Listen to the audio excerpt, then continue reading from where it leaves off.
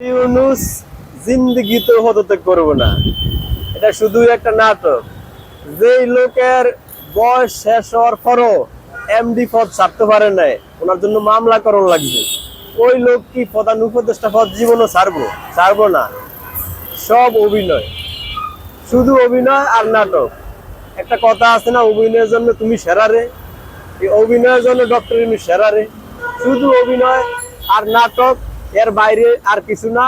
মানুষের শুধু একটা লোক দেখানো অনুষ্ঠান করছে, যে আমি শুধু মানুষের অবস্থান জানতে চাইছে, যে আমি পদত্যাগের একটা কথা বলি দেই, মানুষ কি বলে প্রতিক্রিয়ায়, শুধু এর বাইরে আর কিছু না।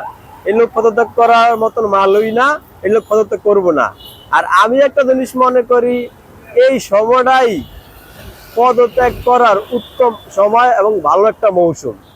এই সময় যদি পদত্যাগ না করে আর আওয়ামী লীগ যদি একবার মাঠে অবস্থান নিতে পারে, তাইলে কিন্তু প্যান্ট নিয়ে যাইতে পারবো না, টোটালি প্যান্ট শার্ট ছাড়াই যাইতে হইব অফার। এই জন্য ভদ্রলোক যথেষ্ট জ্ঞানী, এইটাই কিন্তু উত্তম সময় পদত্যাগ করার।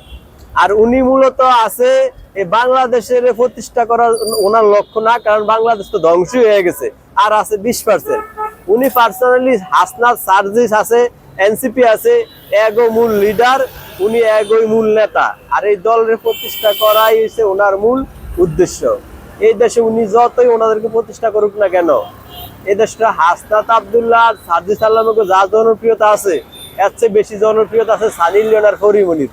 যদি আপনাকে সন্দেহ হয় তাহলে নির্বাচন দিয়ে চান। যত সমন্বয়কার এনসিপির নেতা আছে, সব কয়টারও যদি আপনি একটা আসন দাঁড়া করান, সব সমন্বয়ক মিল্লা ওই আসনটা আমি চ্যালেঞ্জ করছি পাইবো না। নির্বাচন আর রাজনীতি এত সহজ কথা না।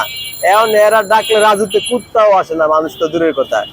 সুদূর ক্ষমতায় আসার পরে নিজেকেও সংস্কার হয়েছে কিছু। কি সংস্কার? হান্নান মাসুদ আমার পার্শ্ববর্তী এলাকার ওই লোকটা আসছিল একদম নিম্নমানের একটা লোক, আর বর্তমানে উনি 1.5 কোটি টাকার গাড়ি ছড়ে উনি পার্সোনালি অনেক উন্নত হয়ে গেছে। মানে গরিবের তনে খুব তাড়াতাড়ি বড় লোক হয়ে গেছে।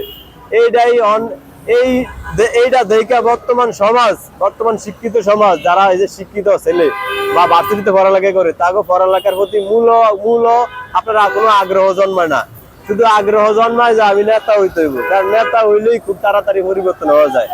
এটা এই সময় অনেক সমন্বয়করা প্রমাণ করছে যে আসলে পড়ালেখা বাদ দিয়া নেতা হইতে হইব।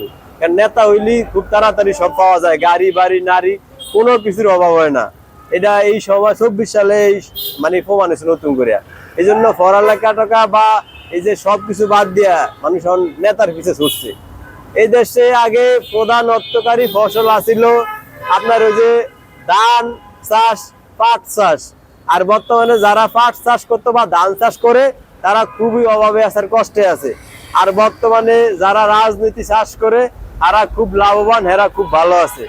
এক কথা হয়েছে গিয়া, রাজনীতি বর্তমানে বাংলাদেশের অর্থকারী ফসল। আর এই যারা মনোযোগ দিয়ে রাজনীতি করে, তারাই খুব তাড়াতাড়ি প্রতিষ্ঠিত হইতে পারে। এই জন্য আমি মনে করি বাংলাদেশের প্রত্যেকটা মানুষ কৃষি কাজ বাদ দিয়ে, রিক্সা চালানি বাদ দিয়ে রাজনীতির দিকে মনোযোগ দেওয়া উচিত। এটার প্রমাণ এই 24 সালেই যারা টাকার অভাবে ভাড়া দিয়ে যাইতে পারতো না, আজকে তারা লালে লাল। এই যে হান্নান মাসুদ আমার এলাকার লোক, যার কিনা একটা ঘর আছিল ভাঙ্গা, এখন হের অবস্থা লালে লাল, মনে আলোর দিনে সেরাক মেরাক পাইছে। এখন ভাই আমারও মাঝে মাঝে মনে চাই রিক্সা মিস্কা চালানো বাদ দিয়ে একটু রাজনীতি করি, কারণ উন্নত জীবন কে না পছন্দ করে। যদি একটু ভালো করে রাজনীতি করতাম পারি, তাহলে মানে কিছু একটা হইতাম পারু। কারণ আমার তো না মাথা খারাপ লোক দেখছি বড় বড় রাজনীতিবিদ হয়ে গেছে। এখন এই দেশ রাজনীতি একটা অর্থকারী ফসল এবং লাভজনক একটা ব্যবসা।